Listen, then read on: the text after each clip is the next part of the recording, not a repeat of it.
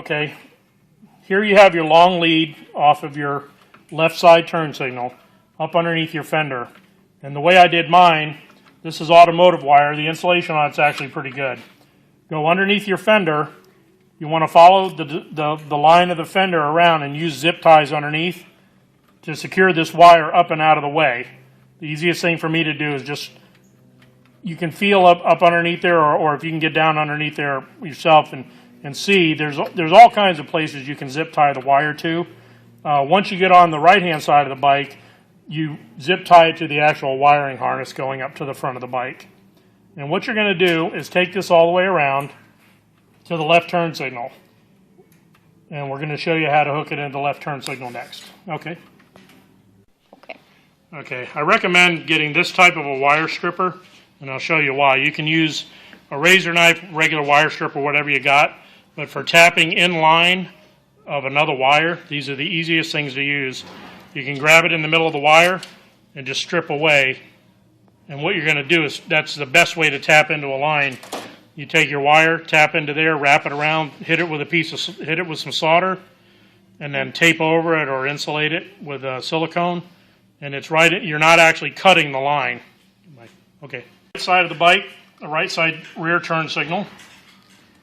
And get the lens off. Careful not to break the tabs. Same thing as the other side. You're going to hook up the ground wire to the rear of the bulb, which on the right hand side is a green wire. Left hand's orange, right side is green. And then you're going to do the same thing with the red wire, but this red wire is not nearly as long as the other one. Okay, you're going to fish it up through the stem, and what you're going to do is you're going to take the long red. Okay, what you have now is you have your left side's already hooked up. You fished your long red lead from the left-hand side, zip tying it on your way over. And what you're going to do is you're going to bring part of the long red wire over to the right hand turn signal.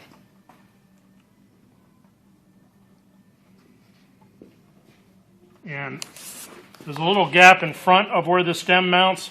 You can loop it, pull a little bit through. What you're going to do is you're going to take your wire stripper, just like I showed you before, and you're going to just strip away in the middle of the wire right in here. And then what you're going to do with the red lead from your right turn signal array, strip off the end.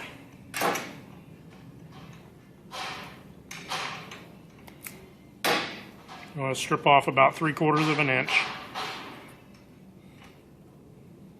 Okay, and where you get in the middle of the red lead, you're going to have your stripped away part in the middle, like this part up here, and then you're going to wrap that lead around there, solder it in place, insulate it with some silicone, and then take your cutters and you're just going to trim off the excess wire that's hanging off. That way you get a nice inline splice without actually having to cut the wire and then resolder 3 different ends together. Okay? Once you get all that done, put your right hand turn signal. When you get it all back together, you want to reach under the fender, and the slack part of the wire that the lead from the right hand side is connected to, you want to pull all that slack back inside the fender. So it's all out of the way, so when you put your stem back on, you don't have any wires pinched up into the stem or the fender that could potentially be a problem down the road. Okay? All right. Okay, now we're going underneath the right side cover. This is the same on all VTXs, and according to the manual, just about every Honda, the wiring harnesses are almost all the same. Okay, what you've done from here is you've taken the long red wire from the left-hand side, strung it over to the right-hand side, tapped the right-hand turn signal into the long wire. You're going to run the long wire up underneath your fender, zip tying it along, and on the right-hand side, the wiring harness is all up underneath here, so that's the easiest thing to tie it into with your zip ties. You want to go follow the line of the fender, and what you're going to do is you're going to take the ends from the diode end of the wiring harness and you're going to hook the diode ends per the instructions into your wiring harness. Okay, what you're looking for in the wiring harness is right here.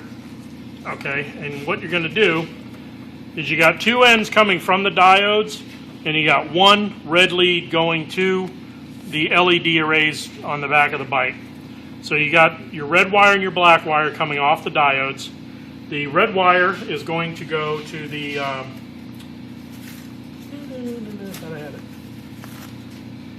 running lights, which on the Honda model bikes, the running lights is a brown wire with a black stripe, which is up in this harness. If you have any doubt of which wire is the right wire, if you can't see the colors or whatever, the easiest way to do it is turn your key on and use a 12-volt grounding probe to find the right wires. You're going to have the brown wire with the black stripe is your running lights, and the green wire with the yellow stripe is your brake light. So when you're fishing for the brake light wire, it's real simple. Insert your grounding probe into the wire, hit your brakes, and it'll light up the probe, and you'll know you got the right wire. So you're coming out of the wiring harness. You got the two diodes coming off of here, and you have one positive red wire coming off the back side of the diodes. So you only have one wire going to the back, and all you have to do is the long red lead coming from the back of the bike. Bastard. We got comedy effects in the background. All you're going to do is tie the one red wire coming off of the wiring harness to the one red wire coming off the turn signals in the back. Find a good spot in the middle up underneath the fender. Splice them together with some solder. Insulate them with some heat shrink tape. Tuck the wire back up under there. Secure it with a zip tie, and you're all done.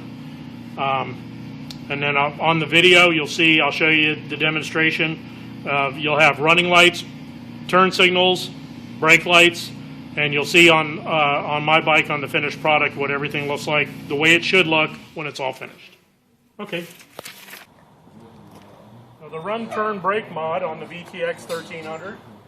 There's the running lights, left turn signal, right turn signal, brakes, and then turn signals for brakes.